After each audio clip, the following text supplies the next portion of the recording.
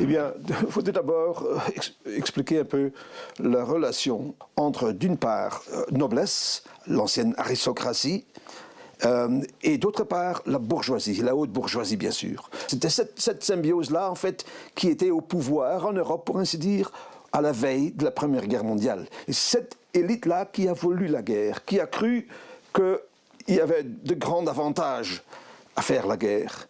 Les industries, les économies nationales de chaque pays, de chaque puissance impérialiste avaient besoin de territoires, de colonies, pour avoir des marchés, pour avoir toutes sortes de bonnes choses dont leur économie dépendait.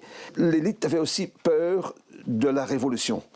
Il avait peur de la montée des masses, donc des classes sociales d'en bas, ceux d'en bas, hein, les classes dangereuses, comme on disait. Et ils avaient peur des résultats de la démocratisation, ils avaient peur qu'il y aurait une révolution, et ils ont cru qu'une guerre pouvait empêcher ça. Une guerre serait un antidote contre la révolution.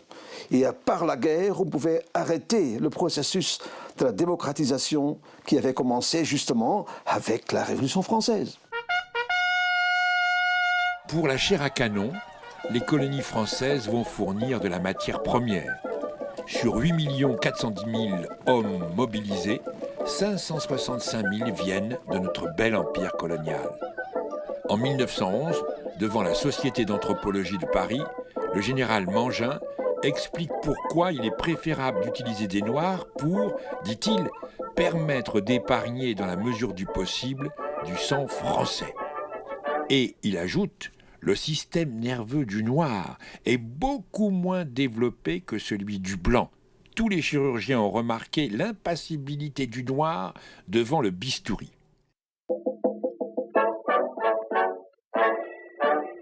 Au chemin des Dames en 1917, sur les 15 000 Africains poussés dans la bataille, plus d'un tiers, c'est-à-dire 6 000, sont tués le premier jour, le 16 avril.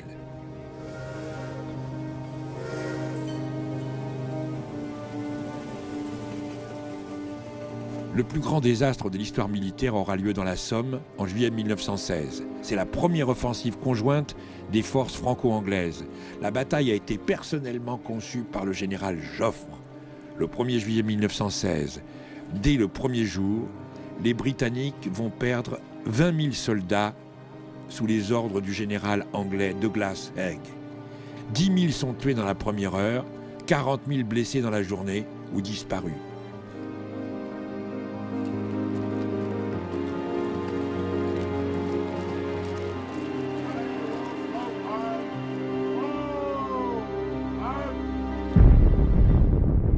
Le général Douglas Haig, qui a envoyé ses soldats à une mort certaine, fut tout de même promu maréchal quelques mois plus tard, le 1er janvier 1917.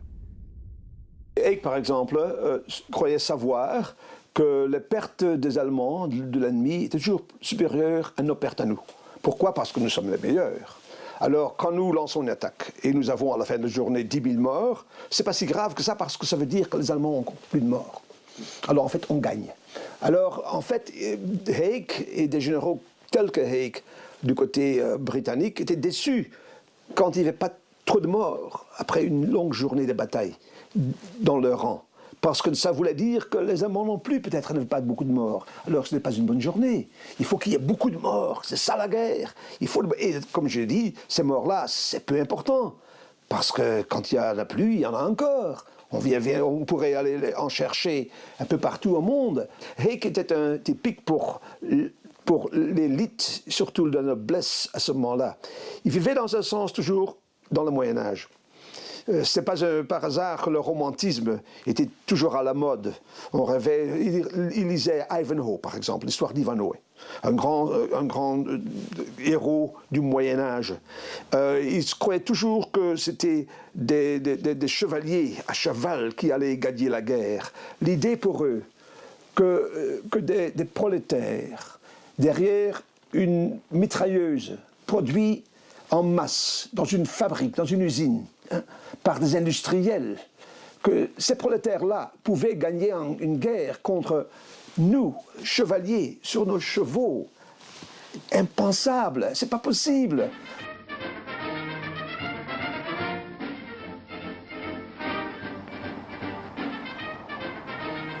Les élites dirigeantes responsables de ces immenses crimes contre l'humanité sont restées impunies. Et même au contraire, ils sont aujourd'hui honorés comme des héros de la patrie.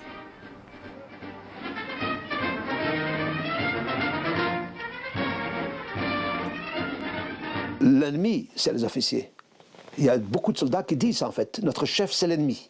Dans un sens, on a plus en commun quand on est un poilu d'origine paysanne ou ouvrière dans les tranchées, on est français, on a plus de choses en commun avec l'Allemand de l'autre côté, qui est aussi peut-être vigneron ou ouvrier quelque part, et qui souffre de la même façon, et qui déteste lui aussi ses supérieurs, et qui lui aussi voudrait retourner chez maman. Hein? Alors nous sommes des amis, nous avons les mêmes intérêts. Et nous, on déteste nos officiers, eux, ils détestent leurs officiers. Surtout que les officiers, souvent, étaient derrière. Ils venaient dans les tranchées, dans les premières lignes de temps en temps, mais souvent le soir, ils retournaient en bas. Et les généraux étaient dans les châteaux, 3, 4, 5, 20 kilomètres derrière. Alors, quand les officiers n'étaient pas là, on appelait les autres soldats de l'autre côté, nicht schießen, ne pas tirer. Et des fois, on a commencé à avoir des conversations. On est sorti des tranchées. Des fois, on était qu'à 10 ou 20 mètres séparés de l'autre côté des autres. Et des fois, on a compris que pourquoi tirer quand c'est pas nécessaire. Hein? Alors, comme ça, on peut vivre et laisser vivre. Et souvent, il y a eu des accords comme ça. Et des fois, les soldats sont sortis de leur tranchée et ont rencontré les autres. On a échangé du tabac, des cigarettes, des journaux, des cartes postales, on a montré des photos de la famille, etc. Il y a eu beaucoup de fraternisation. Mais bien sûr, c'était interdit. En fait, on a fusillé des soldats pour avoir fraternisé. On fusille, pour l'exemple, tout au long de la guerre. La Marne, Verdun, la Somme, le chemin des Dames, partout des mutins. 40 000 mutins. 629 condamnés à mort officiellement, en comptant les 4 de mutilation volontaire, elles aussi punies de la peine de mort. Au total, 75 exécutions officielles. Mais combien exécutés sans jugement? Une balle de revolver dans la tête, entre 2 sacs de terre.